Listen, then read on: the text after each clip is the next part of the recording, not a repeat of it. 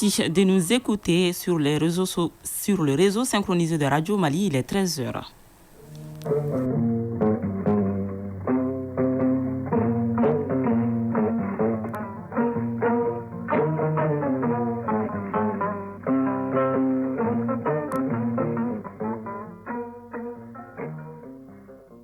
Le journal. Barakissa Ouattara.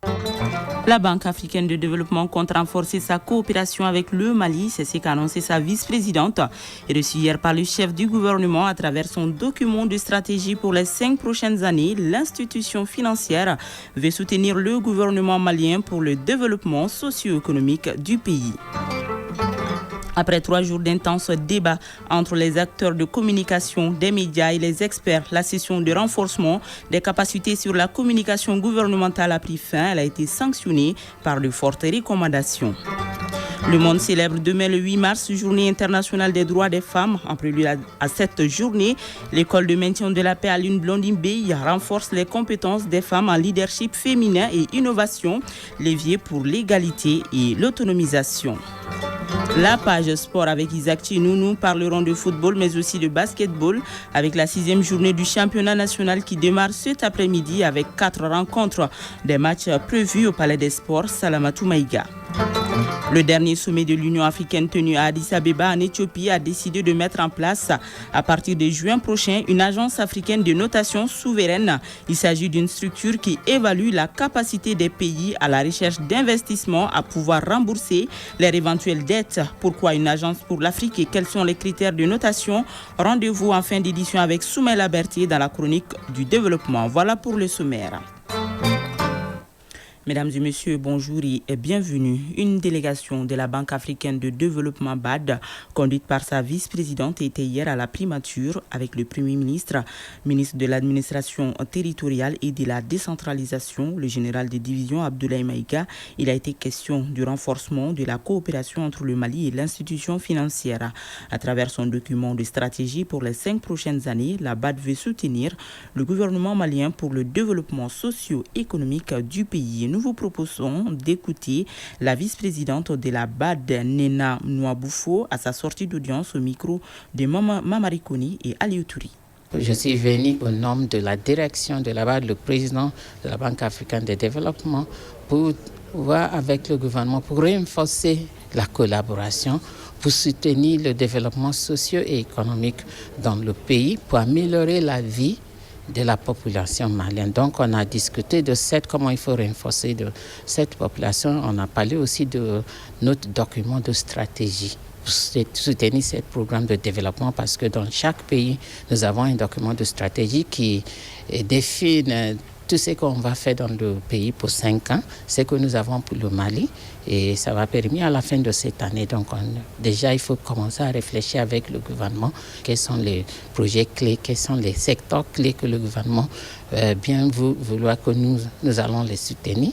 Et c'est vrai qu'on attendait aussi le document de vision Mali pour 2063 parce qu'on ne peut pas faire le document de stratégie d'un pays sans regarder la vision du pays parce que notre document de stratégie ça doit s'aligner sur la vision et les stratégies du pays. Donc on est bien content de recevoir ça. Ça va quand même nous mettre des pieds en vitesse pour préparer le nouveau document de stratégie du pays. On a regardé aussi, fait un petit état de lieu de projets que nous avons. On a discuté aussi de notre programme pour cette année. Nous avons 2 projets. Un projet d'énergie dans le nord de Bamako et puis un projet aussi routier qui va connecter vers le Sénégal, Dakar. Donc on a discuté aussi pour travailler ensemble avec le gouvernement pour préparer le projet pour l'approbation cette année. Fin de la session de renforcement des capacités sur la communication gouvernementale. Durant 3 jours, les acteurs des médias et de la communication ont suivi avec intérêt les différentes thématiques abordées, à savoir l'importance de la communication gouvernementale et la stratégie sur la guerre informationnelle. Un séminaire sanctionné par de fortes recommandations. Aridou Matina nous fait le point de la cérémonie de clôture. Ayant regroupé les acteurs des médias et de la communication en général, et en particulier les chargés de communication des différents départements ministériels, le séminaire de renforcement des capacités pour insuffler une nouvelle dynamique à la communication gouvernementale a vécu Durant 3 jours, plusieurs thématiques d'actualité, dont la guerre informationnelle, ont été décortiquées en long et en large par d'éminents spécialistes du domaine. À l'arrivée, des recommandations sont formulées. Al-Kaïdi Amar Touré, secrétaire général du ministère de la Communication, de l'économie numérique et de la modernisation de l'administration. Élaborer et mettre en œuvre un plan de communication stratégique gouvernemental avec un plan d'action assorti entre autres d'un budget et d'un chronogramme. Initier des sessions de formation en direction des structures d'encadrement afin de procéder à la spécialisation des journalistes en matière de veille et de riposte. Créer autour du porte-parole du gouvernement et du ministre chargé de la communication un mécanisme de coordination, la communication gouvernementale et de gestion de l'information en temps de crise. Insuffler une nouvelle dynamique au SIGMA dans le dispositif de la communication gouvernementale en opérationnalisant ces tests de création et d'organisation. La session initiée par la primature en vue d'outiller les acteurs de la communication gouvernementale est de nos jours nécessaire au regard des enjeux géopolitiques et stratégiques. Alamdou Ag Ilien, ministre de la Communication, de l'économie numérique et de la modernisation de l'administration. À cet instant solennel, je tiens au nom du général de division Ablaye Mega, Premier ministre chef du gouvernement, à exprimer mes sincères remerciements et félicitations à l'ensemble des panélistes et modérateurs qui, par leur expertise et leur pédagogie, ont donné un éclat particulier à cette rencontre.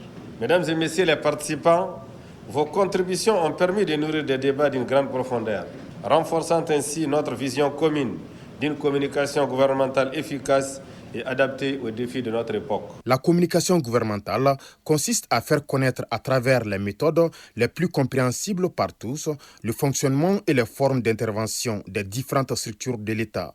Et ce mécanisme qui se veut inclusif doit impliquer tous les acteurs de l'écosystème de l'information et de la communication, aussi bien publics que privés. L'organisation de cet atelier par le gouvernement témoigne de sa ferme volonté de vous associer pleinement à l'amélioration de la communication de l'État. Nous avons que les médias jouent un rôle de premier plan dans la vulgarisation de l'action gouvernementale et nous comptons sur les médias de proximité, véritable relais pour atteindre nos populations juste dans les zones les plus reculées du pays. Les 3 jours d'échange, de réflexion et de contribution marqués par des propositions pertinentes jettent ainsi les bases d'une stratégie ambitieuse et cohérente pour redynamiser la communication gouvernementale. Le monde célèbre demain la Journée internationale des droits des femmes. Le 8 mars, une occasion de faire le bilan des avancées et des défis en matière d'égalité des genres et d'autonomisation des femmes. C'est dans ce cadre que l'École du maintien de la paix à l'Une-Blondie a organisé le 6 mars dernier un panel exclusivement féminin sous les thèmes leadership féminin et innovation, levier pour l'égalité et l'autonomisation. La cérémonie d'ouverture a été suivie par Abibatou Ditkoya Ndjakite et Tayab Adjaouyakoya. L'école de maintien de la paix à Lune-Blondembe célèbre par anticipation la Journée internationale des droits des femmes. Le thème international 2025 s'intitule « Pour toutes les femmes et les filles, droits, égalité et autonomisation ». Au plan national, le thème retenu est « Accélération du rythme de l'autonomisation des femmes et des filles, gage d'un développement humain durable ». De ces 2 thèmes, l'EMP a fait une déclinaison en mettant l'accent sur le leadership féminin et l'innovation. Cela pour analyser l'impact des sessions de renforcement de capacité de l'école sur le parcours professionnel et social de ses alumni et bénéficiaires féminins et son apport à la recherche de leur autonomisation et à l'égalité des genres. Colonel Souleymane Sangaré, directeur général de l'École de maintien de la paix à Lune-Blondembe. La Journée internationale des femmes n'est pas seulement un moment de reconnaissance, mais c'est surtout une période dédiée à la réflexion sur les avancées accomplies et les défis persistants en matière d'égalité et d'autonomisation des femmes. Nous voulons atteindre 40% de participation féminine à l'ensemble de nos activités à l'horizon 2028. Car l'implication active des femmes dans les sphères de leadership et d'innovation constitue un levier puissant pour l'avènement d'un monde plus juste, plus inclusif et plus équitable. Koulibaly Kanindjabate, médecin général de brigade à la retraite, experte consultante internationale. Moi, je suis restée 11 ans seule générale. Dieu merci. L'année dernière, il y a eu 2 femmes généraux. Donc, c'est vraiment une grande avancée. Le leadership féminin est en marche avec des progrès dont on peut se réjouir. Cependant, on a encore du chemin à faire pour relever les défis. Diarra Djeneba Sanogo, ministre de la promotion de la femme, de l'enfant et de la famille. Le ministère de la promotion de la femme, de l'enfant et de la famille œuvre au quotidien avec ses partenaires pour la mise en œuvre et le suivi de ces engagements. Notre action se concentre sur plusieurs axes prioritaires, à savoir le renforcement des capacités des femmes pour leur permettre d'accéder à des opportunités économiques, politiques et sociales. L'intégration du genre dans toutes les politiques publiques en veillant à ce que chaque programme de développement prenne en compte les besoins spécifiques des femmes et des filles. La lutte continue pour l'atteinte des objectifs, car ce que femme veut, Dieu le veut. Parlons Ramadan. Le directeur régional du commerce et de la concurrence de Mopti, accompagné du conseiller aux affaires économiques et financières du gouverneur, a sillonné les magasins de stockage de la région pour s'enquérir de l'état de l'approvisionnement des denrées de première nécessité et le respect des prix plafonds. Le point avec Souleymane Sidibé et Djakalia Traoré. Afin de s'assurer de l'approvisionnement correct et régulier de la région de Mopti en denrées alimentaires en ces mois de Ramadan, les autorités administratives, politiques et la direction régionale du commerce et de la concurrence ont effectué une descente dans les marchés de Mopti et Sévaré. Les visiteurs du jour se disent satisfaits du constat sur le terrain. Mamadou Li, directeur régional du commerce et de la concurrence de Mopti. Je suis satisfait vu l'état, le niveau des stocks et les prix fréquents pratiqués par les commerçants grossistes, demi-grossistes et des détaillants. Donc ces prix sont en dessous du prix administré par le gouvernement. Ousmane Diallo, conseiller aux affaires économiques et financières au gouvernorat de Mopti. Nous avons vu beaucoup de magasins et la disponibilité en produits alimentaires est là. Nous sommes rassurés que les prix n'ont pas changé. Nous sommes aperçus que les efforts de l'État en matière de réduction du tarif des hydrocarbures a été aussi un facteur qui a contribué à la baisse drastique des prix. Les commerçants, par la voix de leurs responsables, saluent cette initiative et rassurent le maintien des prix fixés par l'État. C'est la Maran Traoré, président des commerçants détaillants de Mopti. Vraiment, nous sommes très contents de cette initiative des autorités. En ce qui concerne nous, les commerçants, nous donnons l'assurance que les prix plafonds seront respectés. À la date d'aujourd'hui, dans la région de Mopti, le sac de 50 kg de sucre est cédé entre 27 000 et 28 000 francs CFA. Et celui du riz importé est 22 000 francs CFA. Quant à l'huile locale, le litre est varié entre 17 500 et 18 000 francs CFA. Et celle importée entre 19 000 et 20 000 francs CFA. Mopti, Souleymane Sidibé, Djakalia Traoré pour l'ORTM. Les nouvelles à l'international en Côte d'Ivoire, l'ex-commandant de l'unité spécialisée antidrogue du port d'Abidjan et des autres officiers écopent de 5 ans de prison. Le tribunal correctionnel leur reproche d'avoir soustrait une partie d'une saisie colossale, 1,56 tonnes de cocaïne brute, une marchandise estimée à 25 milliards de francs CFA. Rappelons qu'un petit dealer de drogue arrêté à Abidjan en juillet 2022 a accusé plusieurs gendarmes de détourner des saisies. Ces révélations ont déclenché une enquête qui remonte jusqu'au commandant. En Ouganda, le nombre de cas d'Ebola dans le pays est passé à 14 selon les données du Centre africain de contrôle et de prévention des maladies publiées jeudi. 3 des 5 nouveaux cas ont été confirmés et 2 sont considérés comme étant probablement des cas d'Ebola. Au total, le virus d'Ebola se propage désormais dans 5 des 146 districts du pays, dont Kampala, alors qu'une épidémie a été déclarée dans la capitale ougandaise en janvier. Les autorités sanitaires du pays sont critiquées pour ne pas avoir rendu publiques les dernières données de l'épidémie. Le Zimbabwe veut rejoindre les BRICS. Le ministre des Affaires étrangères du pays d'Afrique australe a soumis officiellement hier une demande d'adhésion à cette plateforme. L'annonce a été faite lors d'une conférence de presse avec son homologue russe à Moscou. Le chef de la diplomatie du Zimbabwe a expliqué les raisons pour lesquelles son pays veut devenir membre de ce groupe créé en juin 2009. Mali Actualité, il est 13h passé de 13 minutes.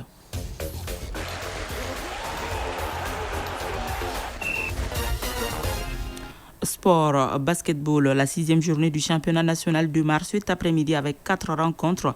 Des matchs prévus au Palais des Sports Salamatou Maïga. Football, championnat national de Ligue 1 professionnel.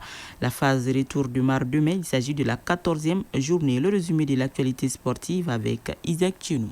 On commence par le football. La 14e journée du championnat national qui marque la phase retour commence demain. 2 rencontres sont au programme au stade Mamadou Konaté. D'abord à 16h30.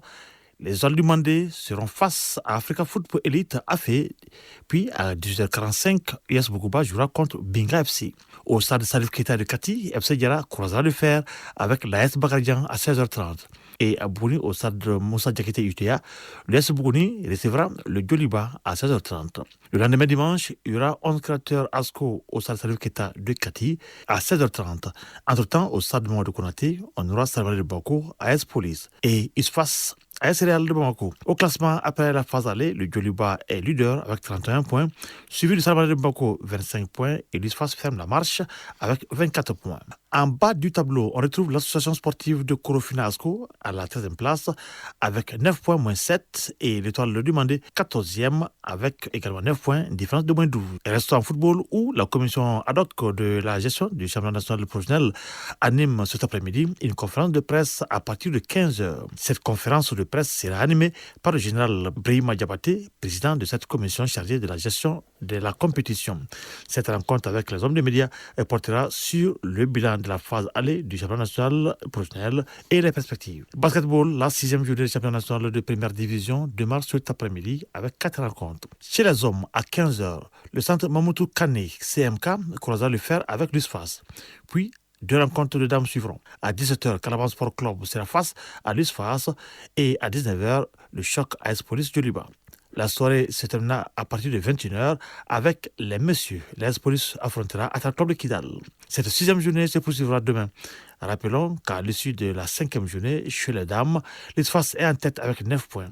L'AS Police, avec 9 points également, est 2e et 3e Salvador de Bako, 8 points. Au bas du tableau, nous avons l'AS Commune 5 et CRBT avec respectivement 6 points et 5 points. En ce qui concerne les hommes, l'AS Police mène la danse avec 10 points. Le centre de référence de Tombouctou est 2e avec 9 points et 3e Salvador de Bako avec 7 points et un match en retard. Au bas du tableau, on retrouve l'ISFAS et Faso Canon avec 6 points chacun.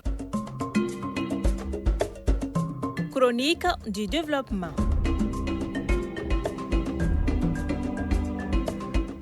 Oui, la chronique du développement du jour nous parle de l'agence de notation souveraine. Cette structure évalue la capacité des pays à la recherche d'investissements à pouvoir rembourser leurs éventuelles dettes. Le dernier sommet de l'Union africaine tenu à Addis Abeba en Éthiopie a décidé de mettre en place à partir de juin prochain une agence africaine de notation souveraine. Pourquoi une agence pour l'Afrique et quels sont les critères de notation? Éléments de réponse dans ce numéro de la chronique de développement avec Soumela Berti et Marc Dambeli. Les investissements ou même les prêts au profit d'un pays tiers sont souvent conditionnés à l'évaluation des agences dites de notation souveraine. À ce jour, il existe 3 grandes agences de notation au monde implantées pour la plupart dans les pays développés. Souvent victime d'évaluations erronées, l'Afrique a décidé de créer sa propre agence de notation. Qu'est-ce qu'une agence de notation souveraine et quel intérêt pour notre continent? La réponse avec Modibo Maoumakalou, économiste. Quand un pays sort sur les marchés des capitaux internationaux, évidemment, les investisseurs évaluent ces notations souveraines. Mais évidemment, cela pose quelques difficultés pour certains pays parce que ces agences sont toutes basées dans des pays occidentaux. Les Africains se sont beaucoup sentis lésés et à juste raison.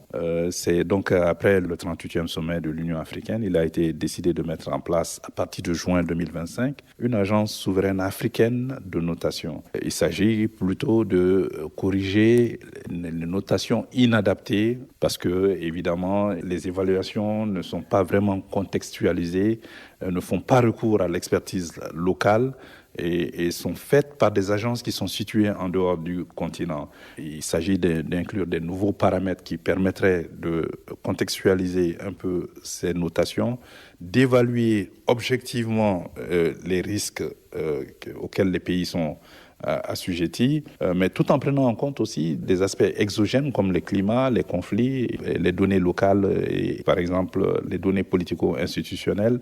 Mais il s'agit essentiellement pour une agence de notation d'évaluer in fine, la capacité de remboursement. Et les Africains ont l'impression que ce n'est pas évalué de manière objective par des agences qui sont extérieures au continent. Après la mise en place de l'Agence de notation souveraine d'Afrique, on est en droit de savoir quelle peut être sa valeur ajoutée et ses relations avec les agences évoluant déjà sur le terrain. Modibo Maoumakalou. Je pense qu'il faut quand même s'inspirer de ce qui a été fait en Asie et ailleurs. C'est de donner des éléments que les autres agences extérieures ne peuvent pas donner en recourant à l'expertise locale, au savoir-faire aussi et aux données actualisées parce que évidemment il y a 3 correctifs essentiels qu'il faut apporter concernant les facteurs exogènes et aussi la validation des données et l'actualisation de ces données locales qui ne sont pas toujours disponibles au niveau international, mais aussi de vendre une meilleure image de l'Afrique parce qu'on ne prend que les aspects les plus négatifs. Comment faire aussi pour découpler un peu la capacité de remboursement des cycles politico-institutionnels. Excellente idée pour les Africains, mais encore faut-il faire savoir ce que cette agence va faire et qu'il y ait beaucoup de campagnes de sensibilisation et de communication pour que ces données puissent être à la portée des investisseurs. Avec des expertises locales avérées, il n'y a pas de raison que la mise en place de l'Agence de notation souveraine de l'Afrique ne puisse pas contribuer à fournir des informations fiables sur les pays concernés, car la finalité du processus de notation est de déterminer la capacité des pays à rembourser leurs dettes. À retrouver donc cette édition sur nos plateformes digitales. Pour vous dire que c'est la fin de cette édition, une présentation de Barakissa Ouattara. Elle a été réalisée par Awa Traoré sous la coordination de Bourama Traoré. La mise en onde est assurée par Bintou Traoré, à la mise en ligne Sekou Traoré. Merci à vous de l'avoir suivi. Prochain rendez-vous avec les infos, c'est à 20h30 avec Soumaïla Berti. D'ici là, juste après ce journal, vous pourrez suivre les avis et communiquer avec Fatim Dambeli. Bonne suite de programme.